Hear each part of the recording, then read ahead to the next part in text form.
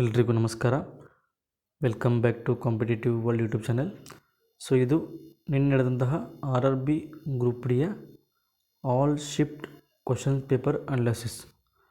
ಈ ಒಂದು ವಿಡಿಯೋದಲ್ಲಿ ನಾವು current affairs plus general science ಕ್ವಶನ್ಸನ್ನು ಡಿಸ್ಕಸ್ ಮಾಡೋಣ.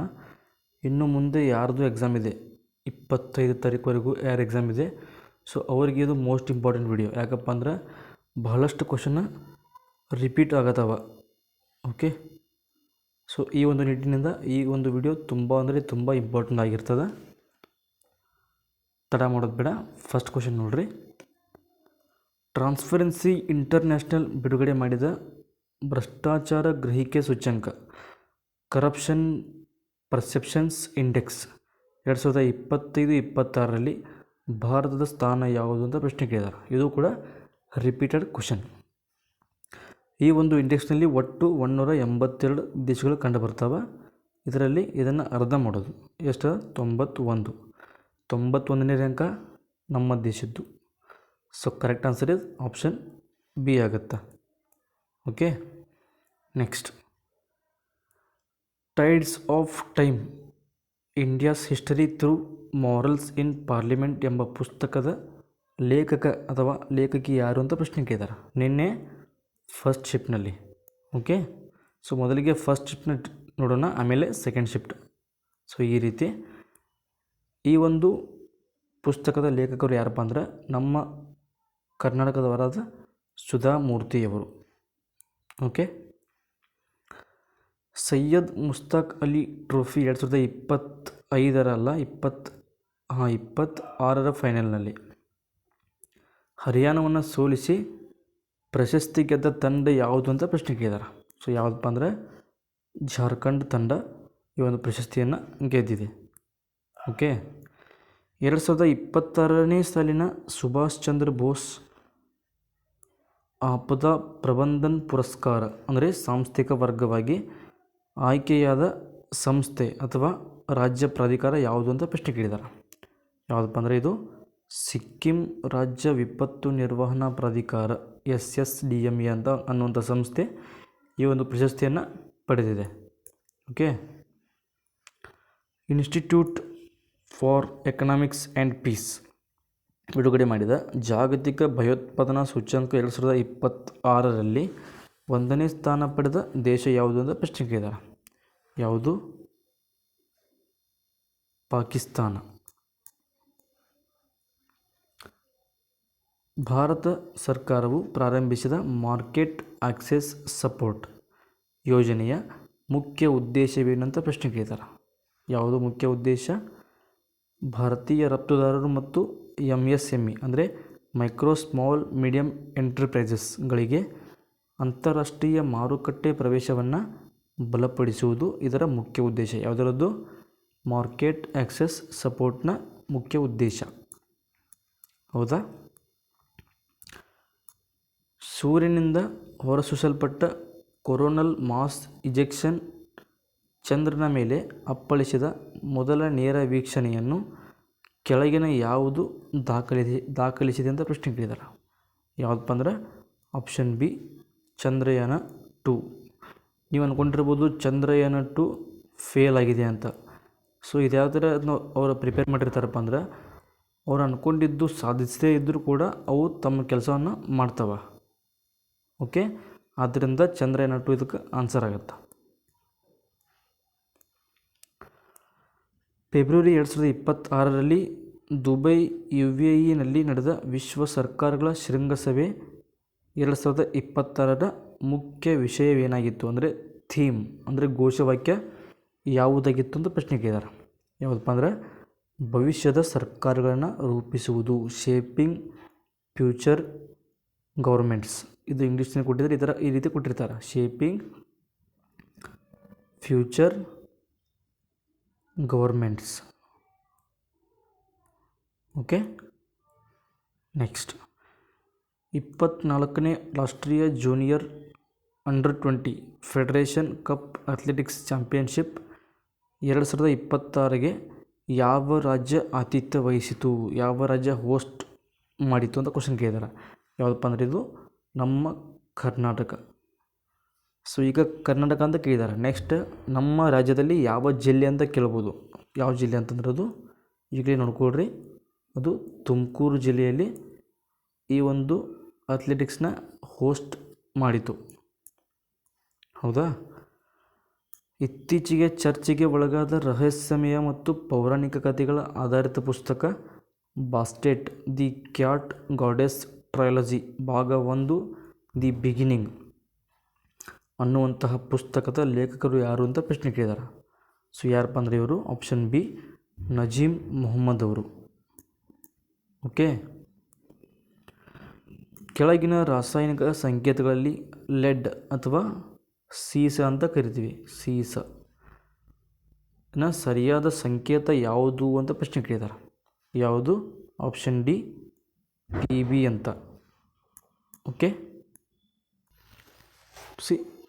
Pbಯನ್ನು ನಾವು ಸೀಸಕ್ಕೆ ರಾಸಾಯನಿಕ ಸಂಕೇತವಾಗಿ ಬಳಸ್ತೀವಿ ಇದರಲ್ಲಿ ರಾಸಾಯನಶಾಸ್ತ್ರ ವಿಭಾಗದಲ್ಲಿ. ನೀವು ಆಪ್ಷನ್ನ ರಿಮೂವ್ ಕೂಡ ಮಾಡ್ಬೋದು. ಯಾವ ರೀತಿ? ಈಗ ಏಲ್ ಅಂತ ಬಂದಾಗ ನಾವು ಇದನ್ನು ಅಲ್ಯೂಮಿನಿಯಂ ಅಂತ ಕರಿತೀವಿ. ಹೌದಾ, ಅಲ್ಯೂಮಿನಿಯಂ ಅಂತ. ಅದೇ ರೀತಿ Ag ನಾವು ಬೆಳ್ಳಿ ಅಂತ ಕರಿತೀವಿ ನಮ್ಮ ರಸಾಯನ ವಿಭಾಗದಲ್ಲಿ. Au ಬಂಗಾರ ಅಂತ ಕರಿತೀವಿ ಅಥವಾ ಚಿನ್ನ ಅಂತ ಕರಿತೀವಿ. ಸೊ ಉಳಿತು ಯಾವುದು? Pb ಉಳಿತು. ಸೊ ಅದೇ ಆನ್ಸರ್ ಆಗುತ್ತೆ. ಹೌದಾ. ನೆಕ್ಸ್ಟ್, ಸೋಡಿಯಂ ಕಾರ್ಬೋನೇಟ್ ಹೈಡ್ರೋಕ್ಲೋರಿಕ್ ಆಮ್ಲದೊಂದಿಗೆ ವರ್ತಿಸಿದಾಗ ಯಾವ ಅನಿಲ ಉತ್ಪತ್ತಿಯಾಗುತ್ತದೆ ಅಂತ ಪ್ರಶ್ನೆ ಕೇಳಿದ್ದಾರೆ. ಸೊ ಈ ರೀತಿ ಆಪ್ಷನ್ ಕೊಟ್ಟಿದ್ದರು. ಕರೆಕ್ಟ್ ಆನ್ಸರ್ ಯಾವುದಪ್ಪ ಅಂದರೆ option B carbon dioxide gas. Okay. Bharat ಸರ್ಕಾರವು ಇತ್ತೀಚೆಗೆ ಪ್ರಾರಂಭಿಸಿದ VBG ರಾಮ್ಜಿ ಯೋಜನೆಯು 2 ದಶಕಗಳ ಹಳೆಯ ಯಾವ ಗ್ರಾಮೀಣ ಉದ್ಯೋಗ ಕಾರ್ಯಕ್ರಮವನ್ನು ಬದಲಾಯಿಸಿದೆ? ಇದು ಕೂಡ ರಿಪೀಟೆಡ್ ಕ್ವಶನ್. ಯಾವುದು? ಆಪ್ಷನ್ ಬಿ ಮನರೇಗಾ ಅಥವಾ MG ನರೇಗಾ ಅಂತ. ಹೌದಾ. ವಿಜ್ಞಾನದ ಇತಿಹಾಸದಲ್ಲಿ ಧಾತು ಅಥವಾ ಎಲಿಮೆಂಟ್ ಎಂಬ ಪದವನ್ನು ಮೊದಲು ಬಳಸಿದ ವಿಜ್ಞಾನಿ ಯಾರು ಅಂತ ಪ್ರಶ್ನೆ ಕೇಳಿದ್ದಾರೆ. ಯಾರಪ್ಪ ಅಂದರೆ ಇದು ಆಪ್ಷನ್ ಬಿ ರಾಬರ್ಟ್ ಬಾಯ್ಲ್ ಅವರು ಮೊಟ್ಟ ಮೊದಲಾಗಿ ಎಲಿಮೆಂಟ್ ಅಥವಾ ಧಾತು ಎನ್ನುವ ಪದನ ಬಳಸ್ತಾರೆ. ನೆಕ್ಸ್ಟ್, ಇದನ್ನು ಅಭಿವೃದ್ಧಿಪಡಿಸಿದವರು ಯಾರಪ್ಪ ಅಂದರೆ ಅಂಟೋನಿಯನ್ ಲೇವಾಸಿಯರ್ ಅಂತ. ಅಂದರೆ ಕರೆಕ್ಟ್ ಆನ್ಸರ್ ಯಾವುದು? Robert boil. ನೆಕ್ಸ್ಟ್, ಗಗನಯಾನ್ ಮಿಷನ್ಗೆ ಸಂಬಂಧಿಸಿದ ಕ್ರೂ ಮಾಡ್ಯೂಲ್ನ ಯಶಸ್ವಿ ಮರುಪಡೆಯುವಿಕೆ ಮತ್ತು ಸ್ಪ್ಲಾಶ್ಡೌನ್ ಪ್ರಯೋಗವನ್ನು ಬಂಗಾಳ ಕೊಲ್ಲಿಯಲ್ಲಿ ನಡೆಸಿದವರು ಯಾರು ಅಂತ ಪ್ರಶ್ನೆ ಕೇಳಿದ್ದಾರೆ. ಯಾರು? ಭಾರತೀಯ ನೌಕಾಪಡೆ ಇಸ್ರೋನ ಸಹಯೋಗದೊಂದಿಗೆ. ಇದು ಕರೆಕ್ಟ್ ಆನ್ಸರ್ ಆಗುತ್ತಾ? ಹೌದಾ.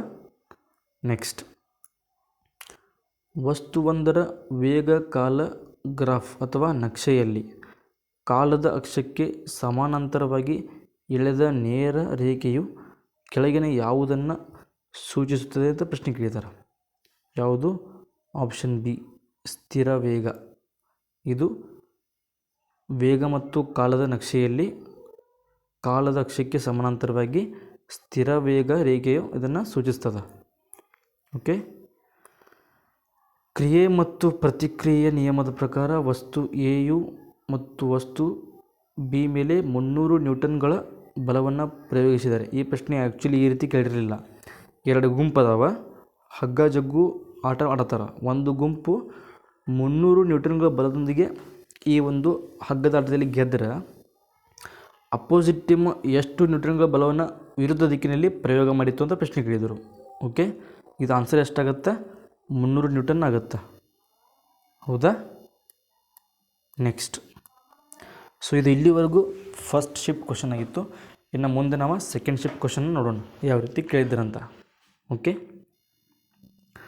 2026ರ ವಿಧಾನಸಭಾ ಚುನಾವಣೆಯ ನಂತರ ಪಶ್ಚಿಮ ಬಂಗಾಳದ ಇತಿಹಾಸದಲ್ಲಿ ಮೊದಲ ಬಾರಿಗೆ ಯಾವ ರಾಜಕೀಯ ಪಕ್ಷವು ಸರ್ಕಾರವನ್ನು ರಚಿಸಿ ಮುಖ್ಯಮಂತ್ರಿ ಸ್ಥಾನವನ್ನು ಪಡೆದುಕೊಂಡಿದೆ ಅಂತ ಪ್ರಶ್ನೆ ಕೇಳಿದ್ದಾರೆ.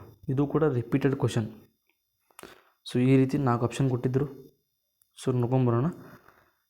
2026ರ ಚುನಾವಣೆಯಲ್ಲಿ BJPಯು ಬಹುಮತ ಪಡೆದು ಪಶ್ಚಿಮ ಬಂಗಾಳದಲ್ಲಿ ತನ್ನ ಮೊದಲ ಸರ್ಕಾರವನ್ನು ರಚಿಸಿತು. ಇದರೊಂದಿಗೆ BJPಯ ಮುಖ್ಯಮಂತ್ರಿ ಅಭ್ಯರ್ಥಿಯು ಯಾರು? ಸುವೇಂದು ಅಧಿಕಾರಿಯವರು. ಈ ಕ್ವಶನ್ ಅಂತೂ ಸಿಕ್ಕಾಪಟ್ಟೆ ರಿಪೀಟ್ ಆಯ್ತು ನೋಡ್ರಿ. ಸುವೇಂದು ಅಧಿಕಾರಿ ಮುಖ್ಯಮಂತ್ರಿಯಾಗಿ ಪ್ರಮಾಣ ವಚನ ಸ್ವೀಕರಿಸಿದ್ದಾರೆ. ಹೌದಾ? ಸೊ ಕರೆಕ್ಟ್ ಆನ್ಸರ್ ಯಾವುದಾಗುತ್ತೆ? ಆಪ್ಷನ್ ಬಿ BJP ಆಗುತ್ತೆ. ಹೌದಾ? ಜನವರಿ 2026ರಲ್ಲಿ ಅಮೇರಿಕನ್ ಸೇನೆಯು ಪ್ರಾರಂಭಿಸಿದ ಆಪರೇಷನ್ ಅಬ್ಸಲ್ಯೂಟ್ ರಿಸಲ್ಟ್ ಅಡಿಯಲ್ಲಿ ಯಾವ ದೇಶದ ಅಧ್ಯಕ್ಷರನ್ನು ಬಂಧಿಸಲಾಯಿತು, ಅಥವಾ ಯಾವ ದೇಶದಲ್ಲಿ ಈ ಒಂದು ಆಪರೇಷನ್ ಅಬ್ಸಲ್ಯೂಟ್ ರಿಸಲ್ಟನ್ನು ನಡೆಸಲಾಯಿತು ಅಂತ ಕೇಳಿದ್ದಾರೆ. ಯಾವುದು? Option B Venezuela. ವೆನಿಜುವೆಲಾದ ಅಧ್ಯಕ್ಷರು ಯಾರಾಗಿದ್ದರು ಅವಾಗ? ಮಡೂರೋ, ನಿಕೋಲಸ್ ಮಡೂರೋ ಅಂತ. ಹೌದಾ? ಇಲ್ಲಿ ನೋಡಿ, ಈ ಮಿಲಿಟರಿ ಕಾರ್ಯಾಚರಣೆಯು ವೆನಿಜುವೆಲಾದ ಅಧ್ಯಕ್ಷ ನಿಕೋಲಸ್ ಮಡೂರೋ ಅವರನ್ನು ಬಂಧಿಸುವ ಗುರಿಯನ್ನು ಹೊಂದಿತ್ತು. ಇದು ಜನವರಿ 2026ರಲ್ಲಿ ನಡೆದು ಅಮೇರಿಕ ವೆನಿಜುವೆಲಾ ಸಂಬಂಧದಲ್ಲಿ ಪ್ರಮುಖ ಘಟನೆಯಾಯಿತು. ಹೌದಾ? ಸೊ ಇದಂದಾಗ ಒಂದು ನೆನಪು ಬಂತು. ಇನ್ನೊಂದು ಕ್ವಶನ್ ಏನು ಕೇಳಿದ್ರು ಅಂತಂದ್ರೆ, ಆಪ್ಷನ್ ಫಸ್ಟ್ ಶಿಫ್ಟ್ನಲ್ಲಿ ಏನು ಕೇಳಿದ್ರಪ್ಪ ಅಂದ್ರೆ, ಭಾರತ ಮತ್ತು ಪಾಕಿಸ್ತಾನ ನಡುವೆ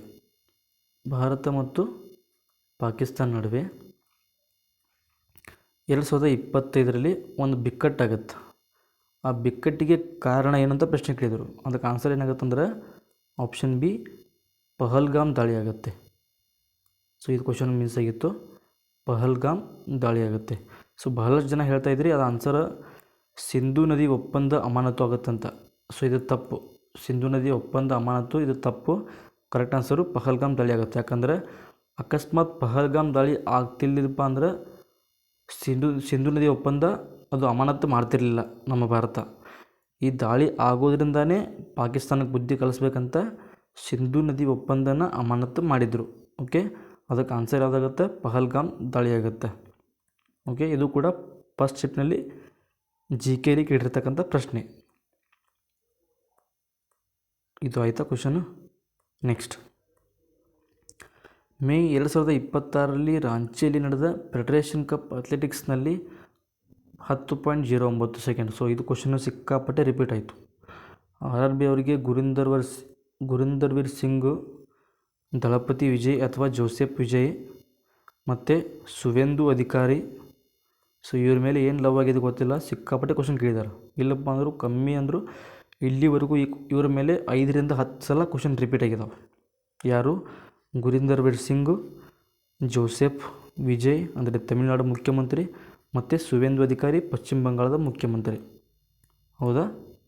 ನೆಕ್ಸ್ಟ್, ಫೆಬ್ರವರಿ 2026ರಲ್ಲಿ ಪ್ರಾಜೆಕ್ಟ್ ಚೀತಾದ 3ನೇ ಹಂತದ ಅಡಿಯಲ್ಲಿ ಬೋಟ್ಸ್ವಾನಾದಿಂದ ತರಲಾದ 9 ಹೊಸ ಚೀತಾಗಳನ್ನು ಭಾರತದ ಯಾವ ರಾಷ್ಟ್ರೀಯ ಉದ್ಯಾನದಲ್ಲಿ ಬಿಡುಗಡೆ ಮಾಡಲಾಯಿತು ಅಂತ ಕ್ವಶನ್ ಕೇಳಿದ್ದಾರೆ. ಯಾವುದು? ಮಧ್ಯಪ್ರದೇಶದ ಕುನ್ಹೋ ಪಾಲ್ಪುರ್ ರಾಷ್ಟ್ರೀಯ ಉದ್ಯಾನವನ. ಸೊ ಇದು ಕೂಡ ಕ್ವಶನ್ ರಿಪೀಟೆಡ್. ಯಾವುದದು? ಕುನ್ಹೋ ಪಾಲ್ಪುರ್. ಸೊ ಮುಂದೆ ಎಕ್ಸಾಮ್ ಬರೋರಿಗೆ ನೋಡ್ಕೊಂಡು ಹೋಗ್ಬೋದು. ಮೋಸ್ಟ್ ಇಂಪಾರ್ಟೆಂಟ್ ಕ್ವಶನ್ ಇವೆಲ್ಲ. ಸುಧಾರಿತ ಬಡ್ಡಿ ಸಬ್ಸಿಡಿ ಯೋಜನೆ ಅಡಿಯಲ್ಲಿ ಕಿಸಾನ್ ಕ್ರೆಡಿಟ್ ಕಾರ್ಡ್ ಅಥವಾ KCC ಮೂಲಕ ಅಲ್ಪಾವಧಿ ಕೃಷಿ ಸಾಲಗಳ ಮಿತಿಯನ್ನು 3 ಲಕ್ಷದಿಂದ ಎಷ್ಟಕ್ಕೆ ಹೆಚ್ಚಿಸಲಾಗಿದೆ ಅಂತ ಪ್ರಶ್ನೆ ಕೇಳಿದ್ದಾರೆ. ಸೊ ಮೊದಲು ಈ ಒಂದು ನೀತಿ ಅಡಿಯಲ್ಲಿ 3 ಲಕ್ಷವರೆಗೂ ಸಾಲವನ್ನು ಕೊಡ್ತಿದ್ದರು ಕೇಂದ್ರ ಸರ್ಕಾರ. ಈಗ ಇದನ್ನು 3 ಲಕ್ಷದಿಂದ 5 ಲಕ್ಷದವರೆಗೂ ಏರಿಕೆ ಮಾಡಿದ್ದಾರೆ. ಓಕೆ, ಸೊ ಕೇಂದ್ರ ಸರ್ಕಾರವು MISS ಯೋಜನೆಯಡಿ ಕಿಸಾನ್ ಕ್ರೆಡಿಟ್ ಸಾಲದ ಮಿತಿಯನ್ನು 3 ಲಕ್ಷದಿಂದ 5 ಲಕ್ಷಕ್ಕೆ ಹೆಚ್ಚಿಸಿದೆ. ಈ ಹೆಚ್ಚಳವು ರೈತರಿಗೆ ಹೆಚ್ಚಿನ ಆರ್ಥಿಕ ಸಹಾಯವನ್ನು ಒದಗಿಸುವ ಗುರಿಯನ್ನು ಹೊಂದಿದೆ. ಸೊ ಯಾರು ಆಪ್ಷನ್ನಲ್ಲಿ 5 ಲಕ್ಷಕ್ಕೆ ಟಿಕ್ ಬಂದಿದ್ದೀರಿ ಅವ್ರಿಗೆ 1 ಮಾರ್ಕ್ಸ್ ಫಿಕ್ಸ್. ನೆಕ್ಸ್ಟ್, ಫೆಬ್ರವರಿ 2026ರಲ್ಲಿ ವಿಶಾಖಪಟ್ಟಣಂದಲ್ಲಿ ಭಾರತೀಯ ನೌಕಾಪಡೆಯು ಆಯೋಜಿಸಿದ ಬಹುರಾಷ್ಟ್ರೀಯ ನೌಕಾ ಅಭ್ಯಾಸದ ಹೆಸರೇನು? ಇದರಲ್ಲಿ 42 ಯುದ್ಧ ನೌಕೆಗಳು, ಜಲಾಂತರ್ಗಾಮಿ ನೌಕೆಗಳು ಮತ್ತು 29 ವಿಮಾನಗಳು ಭಾಗವಹಿಸಿದ್ದವು ಅಂತ ಪ್ರಶ್ನೆ ಕೇಳಿದ್ದಾರೆ. ಸೊ ಯಾವುದಪ್ಪ ಅಂದರೆ ಇದು ಆಪ್ಷನ್ ಬಿ ಮಿಲನ್ 2026. ಇದು ಬಹುರಾಷ್ಟ್ರೀಯ ನೌಕಾಭ್ಯಾಸದ ಹೆಸರು. ಯಾವುದು? ಮಿಲನ್ 2026 ಅಂತ. ನೆಕ್ಸ್ಟ್ 2026ರಲ್ಲಿ ಸಾರ್ವಜನಿಕ ವ್ಯವಹಾರಗಳ ಕ್ಷೇತ್ರದಲ್ಲಿ ನೀಡಿದ ಕೊಡುಗೆಗಾಗಿ ಜಾರ್ಖಂಡ್ನ ಯಾವ ಮಾಜಿ ಮುಖ್ಯಮಂತ್ರಿಗೆ ಮರಣೋತ್ತರವಾಗಿ ಪದ್ಮಭೂಷಣ ಪ್ರಶಸ್ತಿಯನ್ನು ನೀಡಿ ಗೌರವಿಸಲಾಯಿತು ಅಂತ ಕೇಳಿದ್ದಾರೆ. ಯಾವುದು? Option B Shibu Soren. ಇವರು ಜಾರ್ಖಂಡ್ನ ಮಾಜಿ ಮುಖ್ಯಮಂತ್ರಿ. ಇವರಿಗೆ ಪ್ರಸ್ತುತ ಅಂದರೆ 2026ರಲ್ಲಿ ಪದ್ಮಭೂಷಣ ಪ್ರಶಸ್ತಿಯನ್ನು ನೀಡಿ ಗೌರವಿಸಲಾಯಿತು. ಓಕೆ. ನೆಕ್ಸ್ಟ್ ಮೇ 2026ರಲ್ಲಿ ಏಷಿಯನ್ ಉತ್ಪಾದಕತಾ ಸಂಸ್ಥೆಯು ಆಡಳಿತ ಮಂಡಳಿಯ 68ನೇ ಸಭೆಯ ಆತಿಥ್ಯವನ್ನು ಯಾವ ದೇಶವು ವಹಿಸಿಕೊಂಡಿತು ಅಂತ ಪ್ರಶ್ನೆ ಕೇಳಿದ್ದಾರೆ. ಯಾವ ದೇಶಪ್ಪ ಅಂದ್ರೆ ನಮ್ಮ ಭಾರತ ಇದರ 68ನೇ ಸಭೆಯ ಆತಿಥ್ಯವನ್ನು ವಹಿಸಿಕೊಂಡಿದೆ. ನೆಕ್ಸ್ಟ್ ಕೇಳ್ಬೋದು, ಇದರ 69ನೇ ಆತಿಥ್ಯ ವಹಿಸಿಕೊಳ್ತಕ್ಕಂಥ ದೇಶ ಯಾವುದು ಅಂತ ಕೇಳ್ಬೋದು. ಯಾವುದು? ಇಂಡೋನೇಷ್ಯಾ.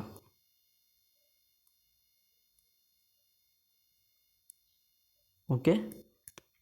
ನೆಕ್ಸ್ಟ್ ಕೆಳಗಿನ ಯಾವ ರಾಸಾಯನಿಕ ಸಂಯುಕ್ತವು 44 ಯು ಆಣ್ವಿಕ ದ್ರವ್ಯರಾಶಿಯನ್ನು ಹೊಂದಿದೆ ಅಂತ ಪ್ರಶ್ನೆ ಕೇಳಿದ್ದಾರೆ.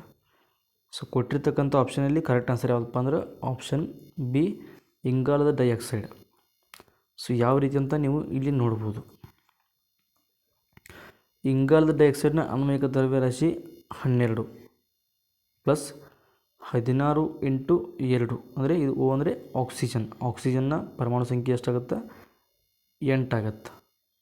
ಓಕೆ, ಅದನ್ನು ಡಬಲ್ ಮಾಡಿದರೆ ಅದು 16.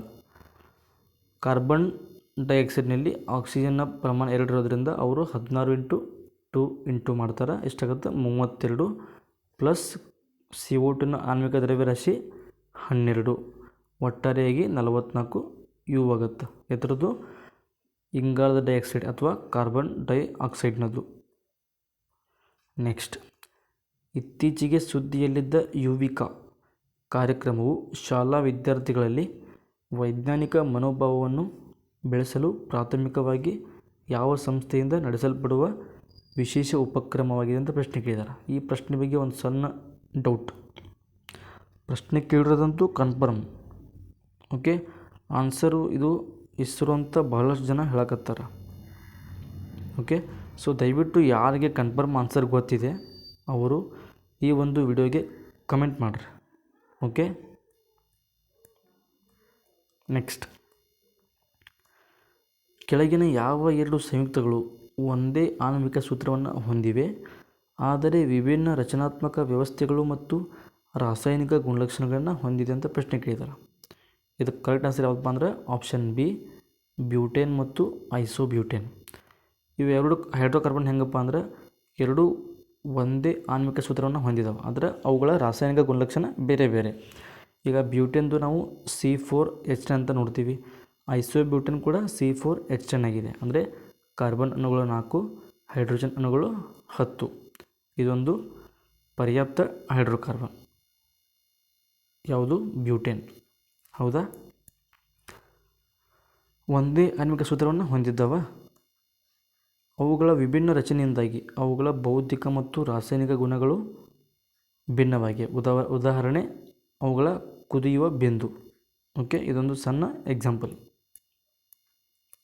ನೆಕ್ಸ್ಟ್ ಸೂಜಿಯ ಮೂಲಕ ನೀಡಲಾಗುವ ಔಷಧವು ದೇಹದ ಎಲ್ಲ ಭಾಗಗಳನ್ನು ಅತ್ಯಂತ ವೇಗವಾಗಿ ತಲುಪಲು ಯಾವ ಮಾರ್ಗದ ಮೂಲಕ ನೀಡಬೇಕು ಅಂತ ಪ್ರಶ್ನೆ ಕೇಳಿದ್ದಾರೆ.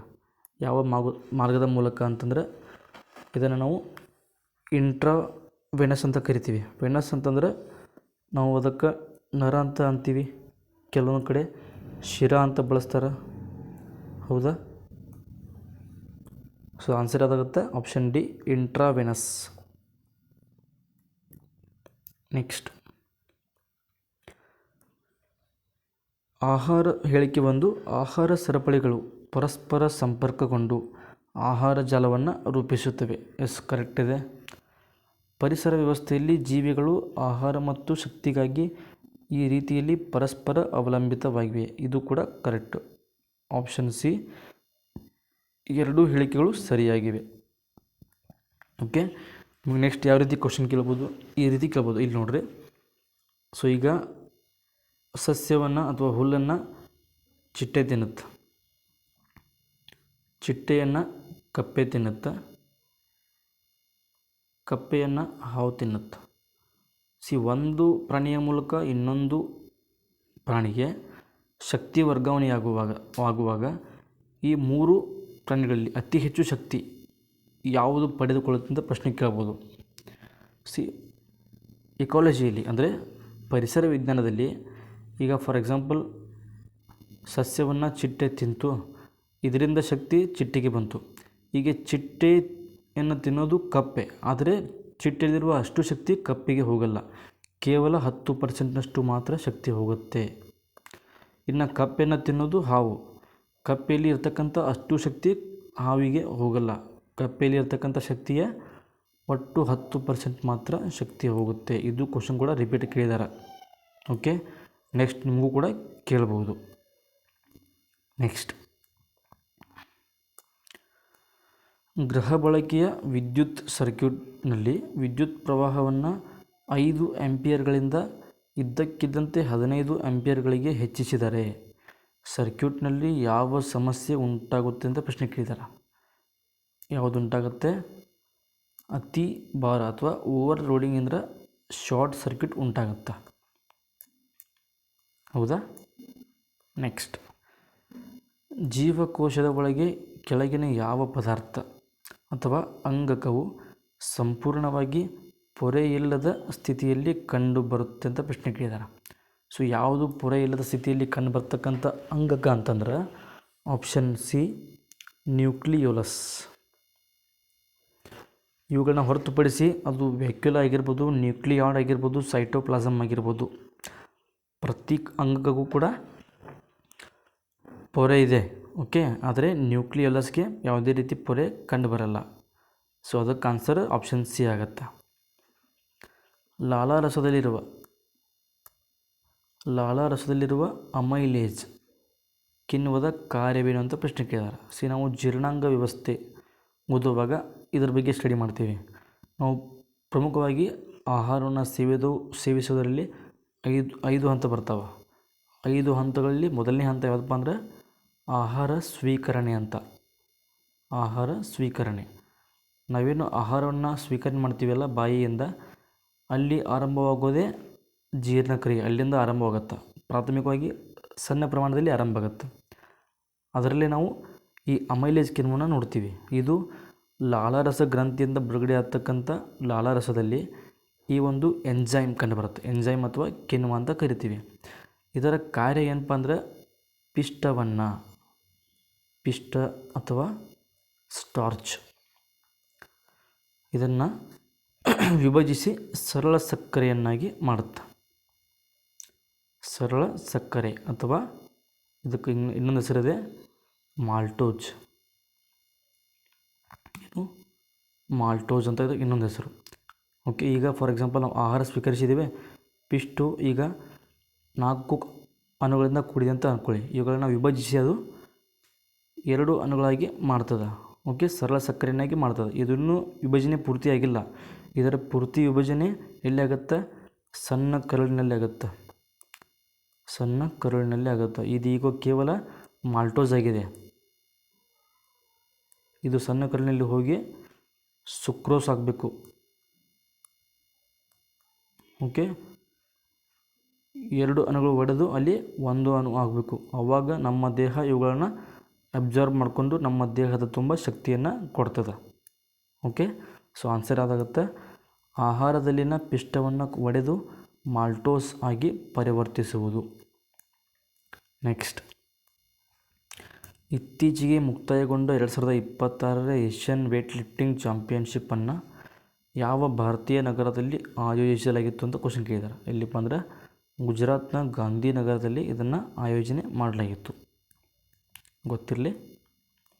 ನೆಕ್ಸ್ಟ್, ಸೊ ಇದೇ ರೀತಿ ನಿಮ್ಗೆ ಪ್ರತಿಯೊಂದು ಶಿಫ್ಟ್ ವೈಸ್ ವೀಡಿಯೋ ಬೇಕಂದರೆ ಕೇವಲ RRB ಗ್ರೂಪ್ ಡಿ ಅಂತ ಮಾತ್ರ ಅಲ್ಲ, ನೀವು ನನ್ನ ಒಂದು ಚಾನಲಲ್ಲಿ ವಿಡಿಯೋ ನೋಡಿರ್ಬೋದು. ನಾವು SSCದು ವಿಡಿಯೋ ಮಾಡಿದ್ದೀವಿ, ಅಗ್ನಿವೀರ್ದು ಮಾಡಿದ್ದೀವಿ, RRB NTPCದು ಮಾಡಿದ್ದೀವಿ. ಹೀಗೆ ಪ್ರತಿಯೊಂದು ಇಂಪಾರ್ಟೆಂಟ್ ಎಕ್ಸಾಮ್ನ ಶಿಫ್ಟ್ ವೈಸ್ ವೀಡಿಯೋನ ಮಾಡ್ತಾಯಿರ್ತೀವಿ. ಸೊ ಯಾರು ಸೆಂಟ್ರಲ್ ಹಾಗೂ ಸ್ಟೇಟ್ ಗೌರ್ಮೆಂಟ್ ಎಕ್ಸಾಮ್ಗೆ ಪ್ರಿಪೇರ್ ಆಗ್ತಾಯಿದ್ದೀರೋ ನಮ್ಮ ಒಂದು ಚಾನಲ್ಗೆ ಸಬ್ಸ್ಕ್ರೈಬ್ ಆಗಿ. ನಿಮಗೆ ಬೇಕಾದಂಥ ಉಪಯುಕ್ತ ಮಾಹಿತಿಯನ್ನು ನಾವು ಈ ಚಾನೆಲ್ ಮುಖಾಂತರ ಕೊಡ್ತಾಯಿರ್ತೀವಿ. ಇದಿಷ್ಟು ಈ ಒಂದು ವಿಡಿಯೋದಲ್ಲಿ ಹೇಳಬೇಕಂತ ವಿಷಯವಾಗಿತ್ತು. ಇನ್ನೂ ಯಾರಿಗೆ RRB ಗ್ರೂಪ್ ಡಿ ಮೆಸೇಜ್ ಬಂದಿಲ್ಲ, ಸೊ ಇನ್ನೂ ವೇಟ್ ಮಾಡಿ. ನಿಮಗಿನ್ನೂ 18 ತಾರೀಕುವರೆಗೂ ಟೈಮ್ ಇದೆ. 18 ತಾರೀಕುವರೆಗೂ ಮೆಸೇಜ್ ಬರುತ್ತೆ, ಅದರ ಮುಂದೆ ಮೆಸೇಜ್ ಬರಲ್ಲ. ಸೊ ಇನ್ನೂ ಯಾರು ಎಕ್ಸಾಮ್ ಬರೀತಾ ಇದ್ದರೆ ಎಲ್ರಿಗೂ ಆಲ್ ದಿ ಬೆಸ್ಟ್. ಚೆನ್ನಾಗಿ ಸ್ಟಡಿ ಮಾಡಿ, ನಿಮ್ಮ ಕೈಲಿ ಎಷ್ಟಾಗುತ್ತೋ ಅಷ್ಟು ಸಿಲೆಬಸ್ನ ರಿವಿಷನ್ ಮಾಡಿ. ನಮ್ಮ ವಿಡಿಯೋ ನೋಡಿ, ಯಾಕಂದರೆ ಸಾಕಷ್ಟು ಕ್ವಶನ್ ರಿಪೀಟ್ ಆಗತ್ತವ. ಓಕೆ, ರಿಪೀಟೆಡ್ ಕ್ವಶನ್ ಸುಮಾರು. ಮೊನ್ನೆ ಒಬ್ಬ ಹುಡುಗ ಕಮೆಂಟ್ ಮಾಡಿದ್ದ ಒಂದು ವಿಡಿಯೋಗೆ, ಅವನ ಒಂದು ಕ್ವಶನ್ನಲ್ಲಿ ಶಿಫ್ಟ್ನಲ್ಲಿ ಸುಮಾರು 4 ಕ್ವಶನ್ ರಿಪೀಟ್ ಆಗಿದಾವಂತ ನಾವು ಮಾಡಿರೋ ವಿಡಿಯೋದಲ್ಲಿ. ಓಕೆ, ಸೊ ಇದೇ ರೀತಿ ನಮ್ಮ ಒಂದು ವಿಡಿಯೋಗೆ ಸಪೋರ್ಟ್ ಮಾಡಿ ಅಂತ ಹೇಳ್ತಾ, ಸೊ ಎಲ್ರಿಗೂ ಥ್ಯಾಂಕ್ ಯು, ಧನ್ಯವಾದಗಳು.